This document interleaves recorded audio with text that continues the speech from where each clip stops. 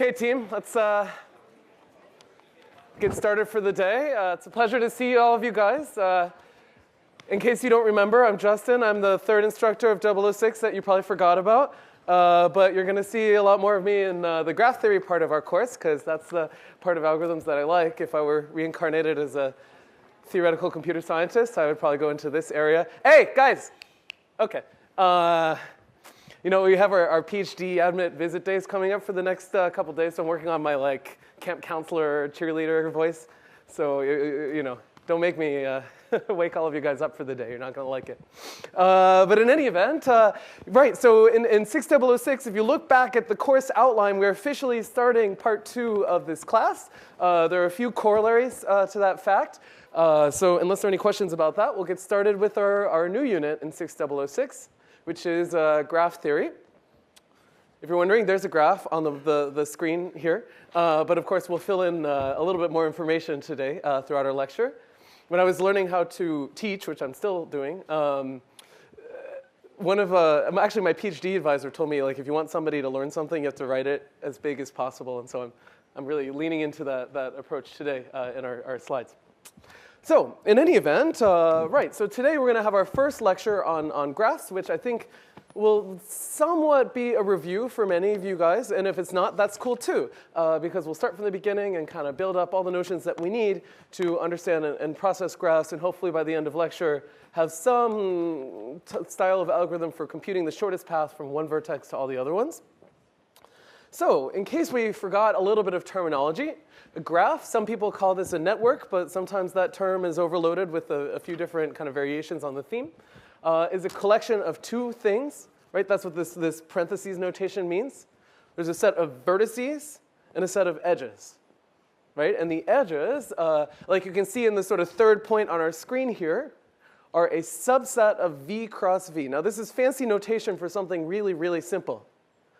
Right? Because what is this telling me? This is telling me that an edge, like in the picture that we see on the screen here, is just something that connects two vertices together.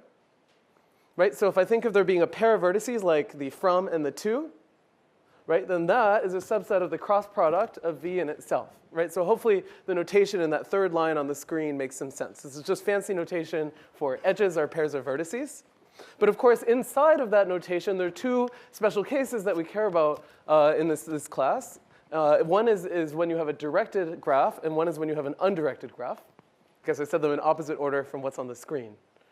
Right? So in an undirected graph, I guess we still think of an edge like a pair of vertices, but really I should have notated this slightly differently. In fact, maybe I'll revise it in the slides before they go into OCW, where instead of writing E equals W comma V, I should write, in fact, equals V comma W. And notice that there's a slight difference between the notation on the slide and what I've written on the board, which is this set notation here. What's the difference between parentheses and squiggly lines is that this guy is unordered. This is a set of things. And what's on the board is ordered, right? Or what's on the screen, rather. And of course, in an undirected edge, there's no such thing as an edge from W to V being distinct from an edge from V to W. Those are the same thing, right? They're undirected. It just is a notion of connectivity. Whereas in a directed graph, now we're going to use that parenthetical notation to say that the edge from W to V is different than the edge from V to W. And that's going to make a big difference. So for example, in the graph on the right, let's maybe redraw it on the board here. So we have 4 vertices. I drew this last night, and I'm hoping that this example actually works. Like that. Can I get from the upper right vertex to the lower left vertex following edges in this graph? I heard one person. Everybody on 3. 1, 2, 3. No, right? Because if I wanted to, I mean, maybe I think of drawing this path here. But of course, if I go from the upper right to the lower left, this is like the ugliest thing I've ever drawn. I'm so sorry. You notice that the edges are pointing in the up direction here. And so I'd have to go kind of against the stream of the water, but that's not allowable in the directed graph case. Of course, I'm already anticipating the notion of a path, which we haven't really defined yet. But I think intuitively, that's sort of the big difference between a directed and undirected graph. Does that distinction make sense to all of y'all, or have I managed to lose you in 4 minutes or less? Excellent. So I flipped things a tiny, tiny bit from the course notes because I figured we'd define what a graph is first before telling you what the applications are. But in any event, I think it's really not a big stretch of the imagination to say that graphs are like literally everywhere in our everyday life, right? Anytime that we come up with a network of stuff connected together, implicitly, the right abstraction often in the back of our heads is to think about a graph, right? So some simple examples that I think would all come to mind for us would be like computer networks, right? So the nodes or the vertices of your graph, in that case, maybe are computers, and then the edges are roughly the cables connecting them together in my very coarse understanding of how networks work.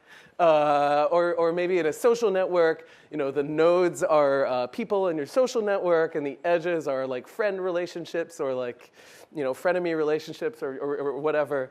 In fact, I think you could think of both directed and undirected versions of that particular network. In road networks, maybe, I'm working for Google and I want to tell you the shortest path between your house and MIT. Of course, in order to do that, and essentially behind the scenes, we're solving some version of computing the shortest path between two vertices in a graph. Now, that's a tiny bit of a lie in the sense that there's a lot of structure in that problem that we're not going to leverage in this course, right? A road network is a very special type of graph, and if you take an advanced course, maybe you'll say like, well, if I know a little more about my graph, I can do better than the general case we'll talk about here. But the basic algorithms that we'll talk about in 6006 are certainly relevant in that case and are really the building blocks for what goes on in the tools that are used every day on your phone when you open Google Maps or Waze or whatever. And of course, there's many others, right? So for instance, an example that maybe is a little bit more subtle would be the set of states and transitions of a discrete thing. So think about like a Rubik's Cube, right? So I could make a graph where the node is every configuration of my Rubik's Cube, right? Like every rotation. And then the edges are like, can I get from this configuration to that one by making one simple transition, like one flip? I don't actually know the terminology in Rubik's Cube. I have a feeling you do for one rotation. Twist, thank you. And of course, there are many other places. So for instance, in my day job here at MIT, I typically teach computer graphics courses. And actually, graph theory, although we talk about it very differently, appears in that world constantly because, of course, what's sitting behind any 3D model on your computer is a giant network of triangles. This is called a triangulated surface, like this torus we see here. And this is nothing more than a graph. And in fact, if you squint at the algorithms that we cover in 6838, you'll see that they're roughly just graph algorithms in disguise. In fact, if you take my graduate course, one thing we'll do, we'll spend a lot of time doing differential geometry, and then we'll step back 10 feet and notice that exactly the algorithms we were using for like computing curvature and bendiness on triangle meshes just looks like a graph algorithm and can be applied to networks in exactly the same way. So it'll be a nice kind of fun reveal there. And of course, as one last kind of fun application, I actually was gone the last couple days at a conference on political redistricting. And the funny thing is, most of the discussion at that conference was about graph theory. And the reason for that is sort of a theme that shows up a lot in geometry world, which is if I take my state, in this case, I think these are the voting precincts in some state or another, and I look at adjacency relationships, then maybe I put a node for every precinct and an edge anytime that they share a boundary with one another. Well, now I have a network, and maybe a region on my graph is like a connected piece of this network. And so anyway, this is one of these examples where graphs and networks and connectivity and so on just show up literally no matter where you go. They're totally unavoidable. And so that's what we'll be spending quite a bit of time on in this class here. Now, you could easily take, I would argue, at least 3 entire courses on graph theory here at MIT, and you could easily build a PhD dissertation doing nothing more than really simple problems on graphs. Of course, in this class, we're limited to just a few lectures out of many. So we're going to make a couple assumptions both on the problems we want to solve as well as on the graphs that we care about. So in particular, one simplifying assumption, which actually really doesn't affect many of the algorithms we'll talk about here, but is worth noting explicitly, is that we'll mostly be thinking about a particular type of graph, which is a simple graph. And in fact, often depending on how you define your graph, you kind of accidentally made your graph simple, even if you didn't intend to. So for example, we wrote that our edges were a subset of v cross v, which maybe means that I can't have multiple edges that sort of traverse the same pair of vertices. So let's see an example of a graph that is not simple. So sorry, I haven't actually defined it. A simple graph is a graph that has no self-loops, so I can't go from a vertex to itself, and every edge is distinct. So let's make the most non-simple graph we can think of. Like, let's say I have two vertices. So maybe if I want to make so there's a graph, right? Two vertices and one edge. This is simple. If I wanted to be annoying and make it not simple, maybe I'd take this edge and I'd like duplicate it 3 times just for fun. That violates the second assumption. And now to make it even worse, I could violate the first one by adding an edge that goes from this vertex to itself. This is not simple. I don't know what you would call it, actually. Like a general graph, I guess. Complicated, because it's not simple. I don't know.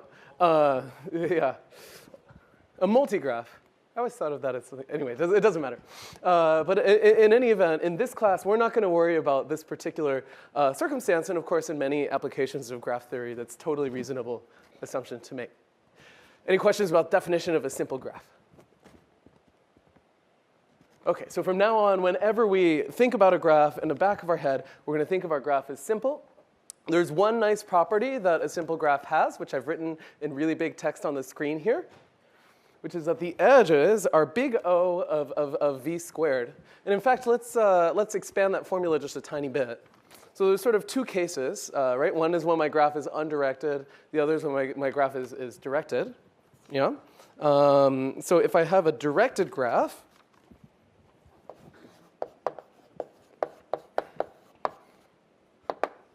well, let's think about how many edges we could possibly have, right? So an edge is a pair of a from vertex and a to vertex, right? And I can never repeat it twice, right? That's sort of like the second assumption here, right? So in particular, what do we know? We know that mod e, or rather the number of edges in our graph, is upper bounded by what? Well, I can take any pair of vertices,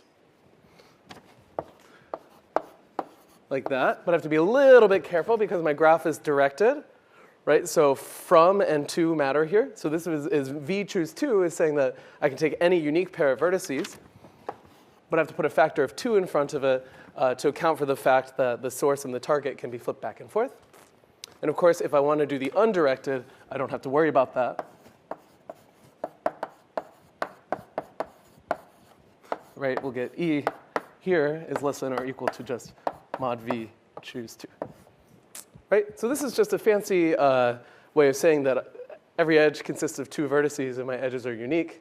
And one thing, if you just write down the formula for our binomial coefficient here, is we'll see that both of these things, oops. Oh, yeah, sorry. Are at worst mod v square here. And that makes perfect sense, right? Because, of course, an edge is a pair of vertices, so you kind of expect there to be a square there. Yes?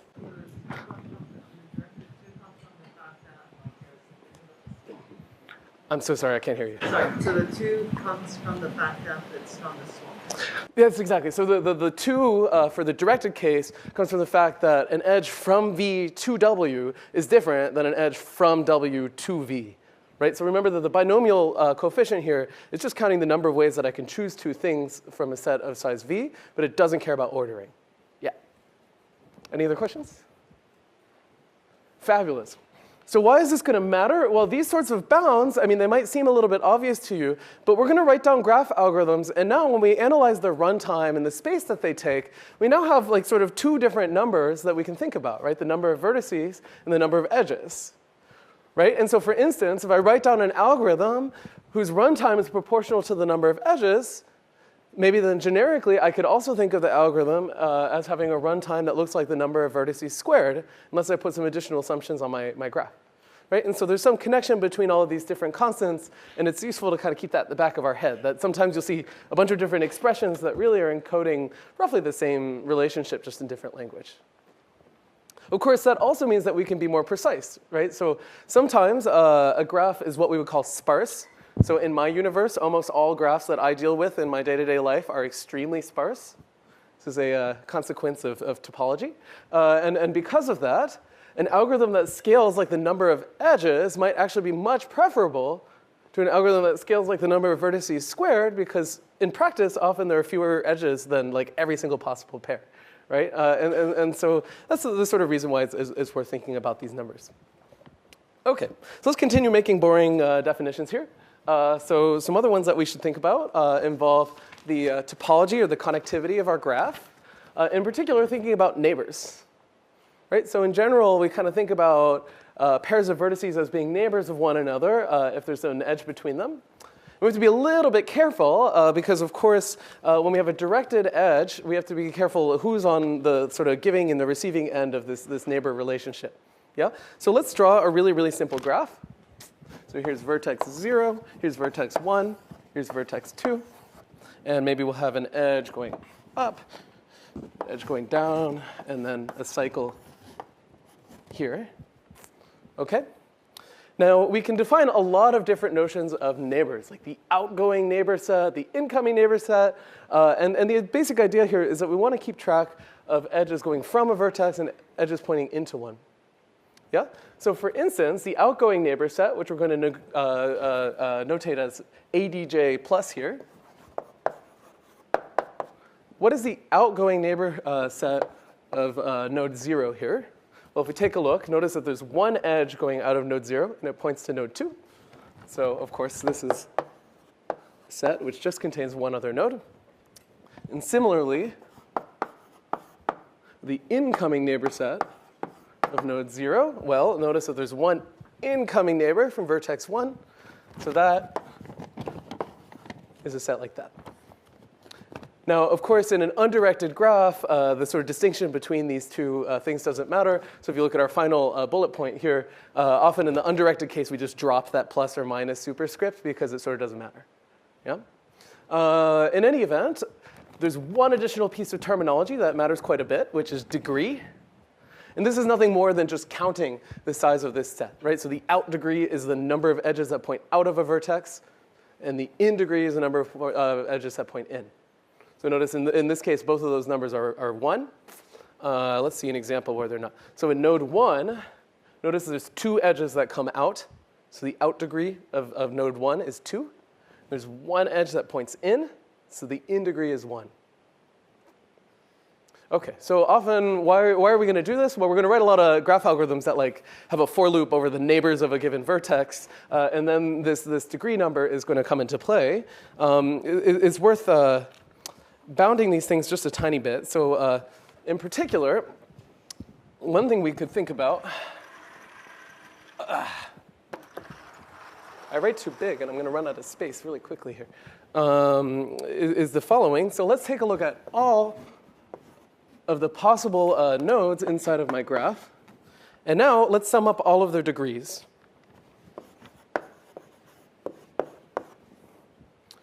Right, so like I'm going to, let's see, if I look at this graph, then notice there's 3 edges adjacent to this vertex here, 3 edges adjacent to that one, 2 adjacent to this, so I sum them all together. So just a convenient bound to have around is to sum these things, because we're going to have algorithms that look like for every vertex, for every neighbor, do something. So we might as well know kind of roughly how much time that's going to take. Let's think about this. So what do we know? In an undirected graph, every edge is adjacent to 2 vertices, right? So if we think about how we account for degree, what do we know? Well, we know that an edge sort of contributes to the degree of 2 different vertices, right? So if we think about it carefully here, what we're going to see is that if our graph is undirected, oh, oops, sorry. Is that right? Wait, I'm backward again. So if I have a graph with 2 vertices and 1 edge and it is undirected, notice that the number of edges here is 1. What is the sum of the degree? Well, it's 1 plus 1 equals 2. Yeah. So there's a 2 here. If my the graph is undirected, and E if my graph is directed, if what I'm counting is just the outgoing degree. That makes sense? I think I managed to totally botch that sentence, so maybe let's try that again. So if I'm counting just the number of edges pointing out of every vertex, and I count that over all of the possible vertices, then there's two cases, right? One is directed and one is undirected, right? So in the undirected case, you get a 2 here because essentially every edge is simultaneously ingoing and outgoing, whereas you get a 1 as a coefficient in the directed case. Does that make sense? I'm sorry, I botched that for a second. Okay, excellent. Okay, so that's going to be a useful bound for us later on. Now, when we think about graphs, of course, we just spent the last couple weeks thinking about data structures. We should think about how to store a graph on a computer, and there's many different options. In fact, really, one thing that you can do is sort of pair, just like when we talked about sets, right? There are many different ways to store sets, and one way to think about it was, depending on how we're going to interact with that set, we might choose one data structure or another to sort of optimize the types of interactions we're going to have with that set and make them as fast as possible. It's exactly the same story for a graph, right? So for instance, the world's dumbest representation of a graph would be to just have a long list of edges, right? So for example, for this graph up here, maybe I have 0, 1, that's an edge, and then 0, 2, that's another edge, and then 1, 2, and then 2, 1. There's a big list of edges, really a set. I don't care about the order. First one's 1, 0. Oh, you're right. I'm sorry. Yeah, the edge points up. Thanks, Eric. Or not Eric. Jason. OK. So let's say that I have a graph algorithm, and I'm going to have to do something like check whether there exists an edge from V to W a bunch of times. How long is that going to take in this data structure? Well, if I just have like a hot mess, disorganized list of edges, and I want to know, does there exist an edge from V to W, all I can do is write a for loop that just goes along this set and says, like, is this edge that I'm looking for? No. Is that the edge I'm looking for? No. Right? So every single time I want to find an edge, it's going to take me time proportional to the number of edges in my graph, which could potentially be up to V squared. Yeah, so this is not such a great representation of a graph on my computer.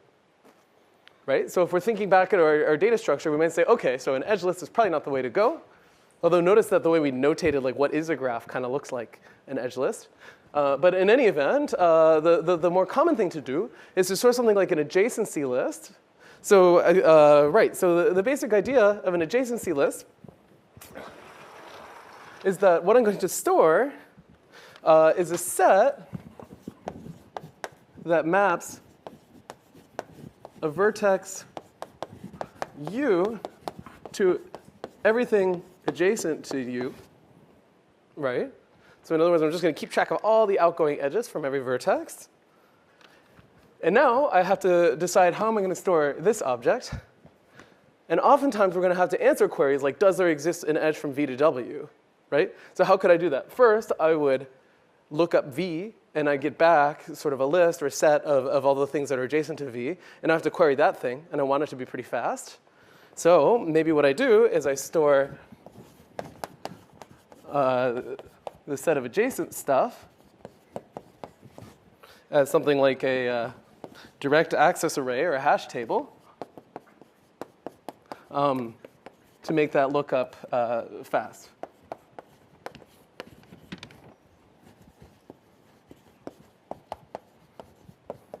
So for example, how long would it take, I see, I'm going to finish the sentence here. How long would it take me to check if an edge exists in my graph?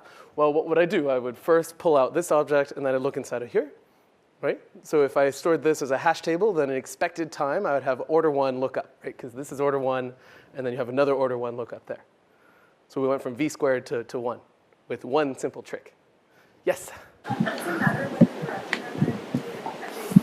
That's a great question. So there's a design decision here. I'm sorry, in my head, I think a lot about undirected graphs, and I'm going to make this mistake a lot, and I'm glad that you caught me. There's a totally reasonable thing to do, which is maybe just to keep track of the outer edge, the outgoing edges for every vertex. This is a design decision. For an algorithm, maybe I want to keep track of the incoming edges, whatever. I just have to make sure that it aligns with what I want to do with my graph later. Yep, excellent point. Sorry, as a geometry person, we rarely encounter directed graphs, but it's important to keep remembering that not everybody works on the same problems that I do.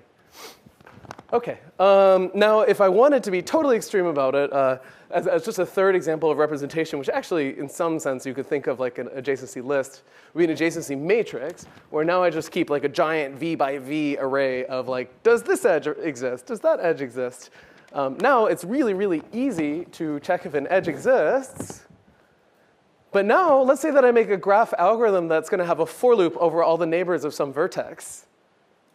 Right? So here, if I wanted to loop over all the neighbors of U, I could do that in time proportional to the number of neighbors of U. But if I just have a big adjacency matrix, just a bunch of binary values, like for every pair of vertices, are these vertices adjacent, yay or nay? If I want to iterate over all my neighbors, now I have to iterate over all the vertices and check, is that number 1, and then do something. So actually that can incur some additional time and additional space. Does that make sense? So in any event, that's a sort of the lazy man's graph representation. I use it a lot when I'm coding because adjacency matrices are easy to work with. But it does incur a lot of additional space. And it's not always the most efficient thing, even if you have the space, because iterating over neighbors, it actually can take quite a bit of time. OK, so the real point of our lecture today is to start introducing sort of the canonical problem that we all worry about on graphs, which is computing paths, in particular shortest paths. So the first thing we should do is of course, define what a path is on a graph. So we're going to think about our graph like a road network, right? And let's think of maybe every node here as an intersection, right? So this is roughly Kendall square. See, it's a square. But in any event, let's say that I want to find, maybe question 1 would be, does there exist a way to get from vertex 1 to vertex 3? And then a better question to ask would be, does there exist a short way to get from vertex 1 to vertex 3? Then, of course, the first thing I have to do is define my enemy. I have to define what I'm looking for, which is a path. So a path is nothing more than a sequence of vertices in a graph where every pair of adjacent vertices in that sequence is an edge. I think this all aligns with our intuition of what a path is in a graph. So for instance, here's a path, P equals V1, V2, V3. So notice that there's an edge from V1 to V2, and also an edge from V2 to V3. So it satisfies the assumptions set forth in our definition. What would not be a path in our graph would be like V1, comma V3, right? Because there's no edge there. OK. So if we talk about paths, then there's a very natural notion, which is the length. Length, I guess you can think of like the number of vertices in your path minus 1, or the number of edges that your path traverses. Those are the same thing, right? So for instance, the length of the path P here is 2. Does everybody see that? A very common coding bug that I encounter a lot is adding 1 to that number by accident. Because, of course, there's one more vertex in your path than there are edges. OK, and there are many different, there could be potentially more than one path between any pair of vertices. So let's say that I have an undirected graph that looks like the following. So it's just a square plus a diagonal. So here are nodes. Right? So then a perfectly valid path from the lower left to the upper right would be to go 1 over and 1 up. But of course, there's a more efficient way to get from the lower left to the upper right, which is to go across the diagonal. And so when we talk about the shortest path, it's nothing more than the length of the path that has the fewest number of edges or vertices in it between any pair of vertices in my graph. OK, so this is our enemy. This is what we're after, is computing the shortest path between vertices in a graph. And this is the thing that we'll be talking about quite a bit in this course. Because, of course, it's a very practical matter, right? Like when I want to solve routing problems, I want to like move packets on my network. I prefer not to, well, unless I'm doing Tor, I'd prefer them, not to hit too many computers in between. Then maybe I want to compute a shortest path, or on a surface, maybe I want to, move information in a way that's not too far away.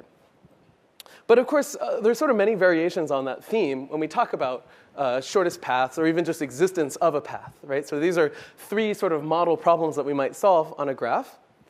Right? So the first one, which in this course we're calling single pair reachability, would be the idea that I take 2 vertices S and T on my graph G, and I ask you, does there exist a path between S and T? So what would be the sort of extreme example where this problem may not always give back the answer yes, right? Like somehow in our head, I think we think of all graphs as being connected, right? But a perfectly valid graph, the way we've defined it, would be like 10 vertices and no edges, right? This function would be very easy to code if that were the only graph you ever cared about. But in any event, the existence of a path is already a query that takes a little bit of algorithmic thinking. We haven't figured out how to do that yet, right? Now, another problem we can solve would be the shortest path, right? Given a graph and two vertices, we might say, well, how far apart are these vertices in my graph if I want to use the shortest possible distance from one to the other? Notice that I can use the second problem to solve the first one, right? Because what's the length of the shortest path between two vertices that don't have a path between them? Infinity, or shrug. That's actually a totally valid answer. Yeah. That's right. So how could I implement the reachability code? Well, I could call my shortest path code, and it gives me infinity. Then I return no, it's not reachable. And if it gives me not infinity, I return yes, right? So remember that a key idea in algorithms class is this idea of reduction, that I can use one function to solve another, right? So in this case, if we can solve shortest path, then we can certainly solve the reachability problem by calling that piece of code. And then finally, we could talk about single source shortest path. So notice now that there's only one input node here, S. So what this problem is saying is give me the length of the shortest path from S to every single other vertex in my graph. That makes sense? So maybe I return a big array with all of the information, every single shortest distance. So can we solve single pair shortest path using single source shortest path? Absolutely, right? I could, take S in my single pair shortest path problem, compute the shortest path from S to literally everything else, and then throw away all of that information except the shortest path to T, and now I'm good. Now, I haven't justified that this is the fastest possible way to solve that second problem, but at least it shows that if I can solve problem 3, I can also solve problem 2. If I can solve problem 2, I can also solve problem 1. So in today's lecture, we're just going to worry about problem 3. In other words, these things are sort of listed in increasing order of their difficulty. OK, so in order to think about the single source shortest path problem, we're going to make one additional construction. And this is an idea called the shortest path tree. I got lazy drawing PowerPoint slides at 2 a.m. yesterday, and instead thought I'd draw a picture on the board. So let's draw a graph. So here we have A, B. I'm going to use letters instead of numbers to refer to nodes from now on because I don't want to confuse the length of the shortest path with the index of my node. So here's A, B, C. I'm going to match my notes here. D, E, F. Here's a graph. Again, undirected because your instructor likes to think about undirected graphs, but I know I'm going to get feedback that I shouldn't have done that later. But in any event, let's say that I want to compute the shortest path from A to everything else, or the length, rather. So first of all, even without talking about an algorithm, I think it's pretty easy to guess what it is, right? So clearly, the shortest path from A to A has length 0. The shortest length from A to B is 1. From A to C is 2, right? Because I can follow these guys. Now it gets complicated. It branched. So the next shortest path has length 3, and then 4, like that. Does everybody agree with me that the numbers I've decorated here are the length of the shortest path from A to everything else? But what have I not done? I haven't told you how to actually compute the path. I've just given you the length of the path.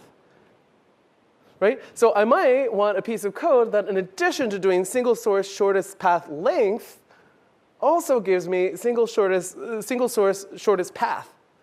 So initially, when I think about that, I might think about, well, how do I even write down a data structure that can store all of those paths? Right? Well, every path could have V vertices in it, right? It could be that for whatever reason, there's a lot of branching in my graph and all the paths are super long. Actually, I guess I have to think about whether branching would make them longer or shorter. But in any event, I could have a really boring data structure that just for every single vertex keeps track of the shortest path from A to that vertex. How big would that data structure be? Well, if the only bound I have on the length of a path is that, well, certainly at most it takes all the vertices in my graph, right? Then any one path will take v space. So that would take v squared space total. That wouldn't be so good, right? Because somehow I have an amount of information on my graph currently that's linear, right? It's just the length of the path. If I want to actually reconstruct that path, initially it sort of spiritually feels like I need way more space to do that. But the answer is that we actually don't, that we're going to only need linear space. And the idea for that is to store an object called the shortest path tree. Yes? Is it recurrent to take out scale of these squares basically to reverse on set in the previous So the question was about recursion. We haven't actually written down any graph algorithms. So we're going to defer on that until we actually recurse. And then we'll think about it more carefully. Yeah. But it's a totally reasonable question. There are plenty of recursive graph algorithms out there. And then we'll have to do our accounting very carefully, for sure. Right. So instead, we're going to define an object called the shortest path tree. And the basic trick here is to say, well, how did I get from A to C? Well, there's always a vertex, which is its predecessor, on that shortest path. And shortest paths have this really beautiful property, right? Which is that the shortest path from A to C, if I truncate it, right? So like it goes A to B to C, then the truncated one is also the shortest path to that previous vertex, right? So let's think about that a little bit, because that sentence was, as usual, poorly phrased by your instructor. So let's say that I have the shortest path from A to D, which is very clearly A, B, C, D. I think we can all agree. And now I take like this sublist. I just look from A to C. Is there ever a circumstance when this is not the shortest path or a shortest path from A to C? No, right? Because if it were, right, if there existed a shorter path from A to C, I could like splice it in here and find a shortest path from A to D. You see that? So based on that reasoning, rather than storing like this giant set of shortest paths, sort of actually applying in some sense this recursive suggestion, instead I can just think of the one vertex that's before me in my shortest path. I'm going to trace backwards. So let's take a look at our graph here. Essentially, the object I'm going to keep track of is like a predecessor, right? So what is the predecessor of f on the shortest path? It's actually either D or E. It doesn't matter in this case. So maybe the predecessor is E for fun, right? What's the predecessor of E? Well, clearly the previous edge or vertex on the shortest path is C. Similarly for D, now we have B and A. We have a bunch of arrows that point this way, right? So for every vertex, I'm just going to start an arrow pointing toward the previous vertex on the shortest path. I'm not going to store the whole shortest path, just the very last edge. So first of all, how much storage does this take? It takes V space. Do you see that? Or the size of the vertices space. Because every vertex just has to store one thing, which is the previous vertex on its shortest path. Yeah? Now, what is my algorithm for tracing shortest paths? It's really simple, right? I just start walking along these edges all the way until I get back to A. Now, this object is called a shortest path tree. Notice I snuck in one additional word, which is tree. Why is that? Can I ever have a cycle in this graph? Wouldn't really make any sense, right? These are shortest paths. You should be able to kind of follow the gradient back to the original vertex. OK, so in other words, I'm going to basically decorate my graph with one additional thing. We'll call it P of V, which is the previous vertex on the shortest path from my source point to my vertex V. And what I think I've tried to argue to you guys today is that if I have this information, that's actually enough to reconstruct the shortest path. I just keep taking P of V, and then P of P of V, and then P of P of P of V, and so on, which sounds more complicated than it is, until I trace back to my original vertex. And this object, conceptually, is called the shortest path tree. Any questions about that? Yes? If I had an edge that connected A to D, OK.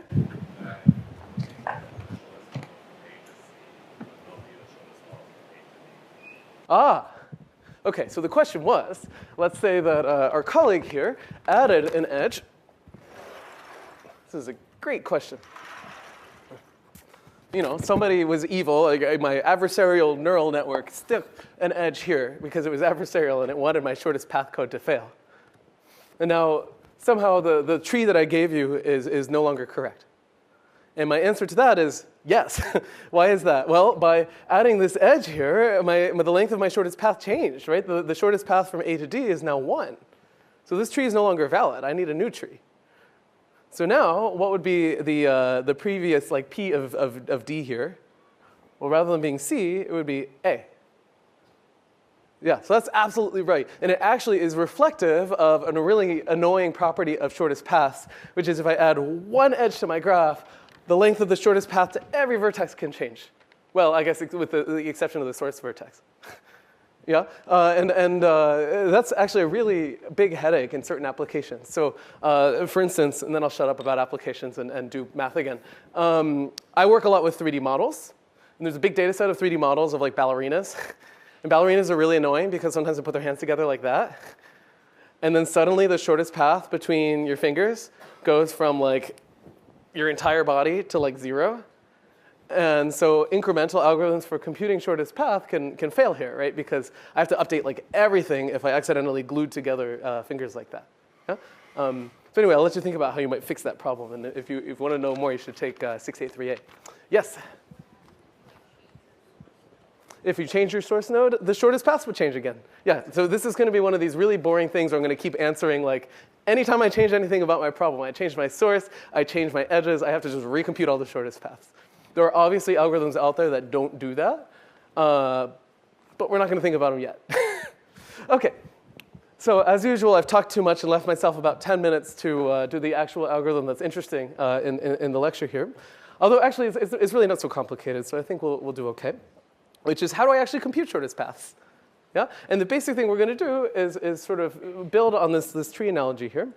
We're going to define one more object, which I really like. Actually, I enjoy this from Jason's notes, because it looks like calculus, and I enjoy that.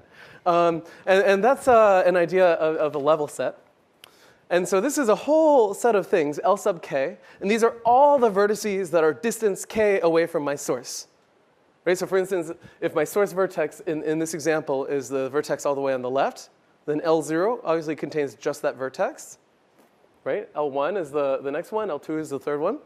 But now L3 is a set of 3 vertices, right? Because those are all the things that are distance 3 away from the source. That's what I've labeled in pink here. OK, so that's all that this notation here means.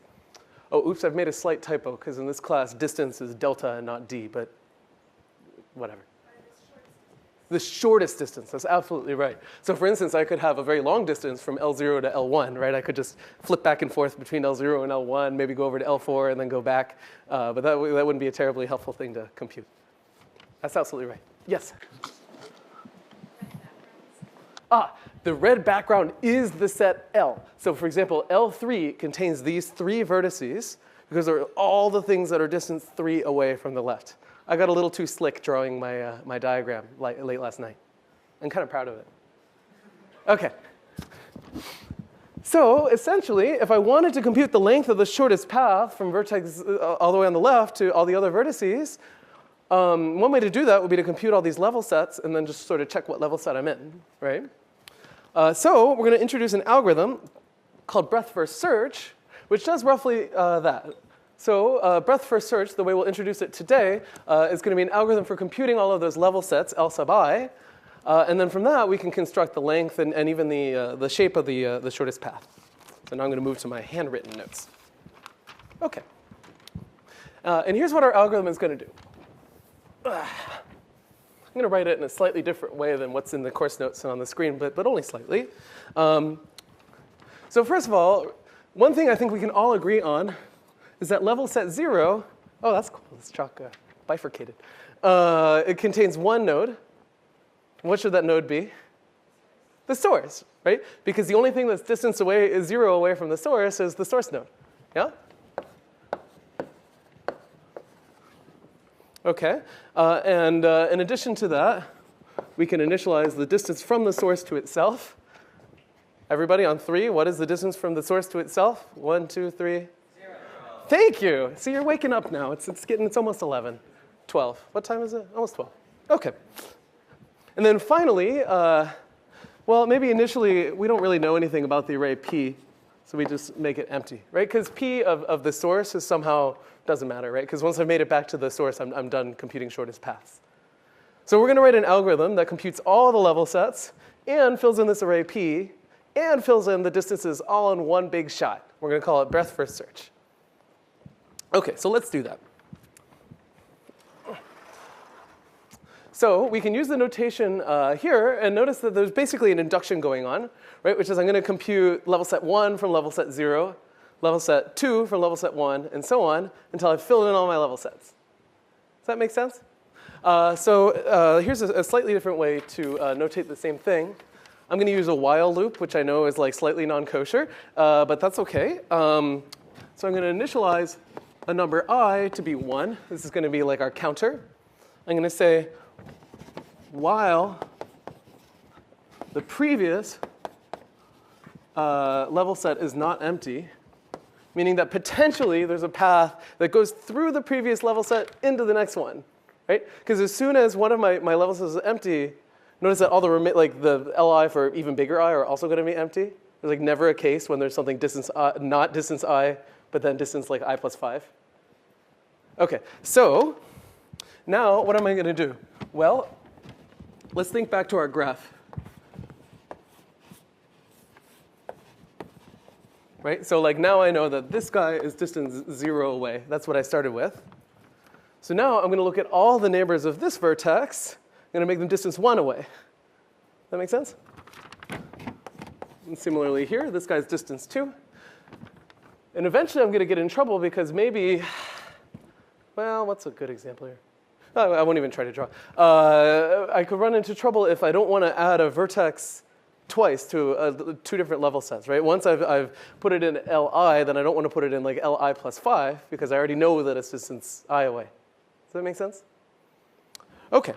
So what I'm going to do is I'm going to iterate over all the vertices in my previous level set. And now I'm going to look at every vertex that is adjacent to U. Because what do I know? I know that if I can get to U in I minus 1 steps, how many steps should it take me to get to any neighbor of U? I steps, right? Because I can go through the path, which is length I minus 1, add 1 additional edge, and now get to that new guy, right? So what can I do? I can iterate over all V, which is in the adjacent set of U. But I have to be a little bit careful because, like, what if I have an edge backwards? So, like, for instance, here I have an edge back to the source. I guess this is, yeah, that's a valid example. Like, I wouldn't want to add the source to like the 3rd level set because I already added it in a previous guy, right? So I want to get rid of the union of all of the previous level sets of. Does that make sense? So in other words, I'm only going to look at the adjacent vertices that I haven't visited yet in my level set computation algorithm. And now all I have to do is update my arrays, right? So in particular, I'm going to add vertex V to level set I, because I haven't seen V yet. I'm going to set the distance from S to V equal to I. Right, because I'm currently filling in my level set I. And then finally, what is P of V? What is the previous vertex to V in my shortest path from my source? It's U, right? Because that's the guy in the previous level set that I'm building my path from, right? I'm going to set that to U. And then, sorry, I ran out of space, but I also have to increment I. OK. So what does this algorithm do? It's just building one level set at a time. If we go back to our picture, right? So it starts by initializing L0 to just be the source vertex. Then it looks at all the edges coming out of that, in that case just 1. It makes that length 1, and so on, right? And so this is just incrementally building up all these level sets. Now, there's a pretty straightforward proof by induction that this algorithm correctly computes the L's, the P's, and the deltas, which is all the information that we need to compute the shortest path. I think you guys can do that in your recitation if you still need a little bit of induction proof practice here. And the final thing that we should check is what is the runtime of this algorithm. I'm going to squeeze in there just at the last second here. So let's take a look. So first of all, I did something a little, oh, oops. No, that's okay. In my algorithm, actually in step 0, I had to make an array, which was the size equal to the number of vertices. Remember that in 6006, how much time does it take to allocate memory? Yeah, it takes the amount of time proportional to the amount of memory that I allocate. Right? So already that step, I see your hand, but we're low on time, so we're going to make it to the end. Already we've incurred v time, right? Because our shortest path array takes v space. But in addition to that, we have this kind of funny for loop where for every node, I have to visit all of its neighbors. Now, first of all, do I ever see a node twice here? No, right? Because I'm going in order of distance. And the second that I've seen a node in one level set, it can't be in another, right? That's sort of our basic construction here. Well, conveniently for you guys, we already proved exactly the formula that we need, and if I'm lucky, I didn't erase it. Yeah, here we are. If we take a look here, this is exactly the scenario that we're in, right? Because what did we do? We iterated over all the nodes in our graph, and then we iterated over all the neighbors of those nodes, and that's the basic computational time in our algorithm. So that for loop, or that while loop rather, in my code is incurring time proportional to the number of edges. So what is the total runtime for breadth first search? Well, we need to construct that array. Even so, just in step 0, we've incurred v time. And then we have to iterate over something that takes at most the number of edges. So overall, our algorithm takes big O of mod v plus mod e time. Now notice that this is, you might view this as kind of redundant. By the way, in this, I have a little bit of a quibble with Jason, but in this class, we'll call this a linear time algorithm because it's linear in the space that you're using to store your graph. I think that's a little fishy personally because this could scale quadratically in V, but I digress. In any event, right, why do we need both of these terms here? Well, notice that, if I had no edges in my graph, right, now this term is going to dominate. But as I add edges to my graph, this thing could go up to v squared, right? So this is somehow a more informative expression than just saying, well, at worst, this is v squared time. Does that make sense? This is a slightly better formula to have. OK, so with that, we just squeaked into the finish line. We have an algorithm for computing shortest paths. And I'll see you guys again, I guess, on Tuesday.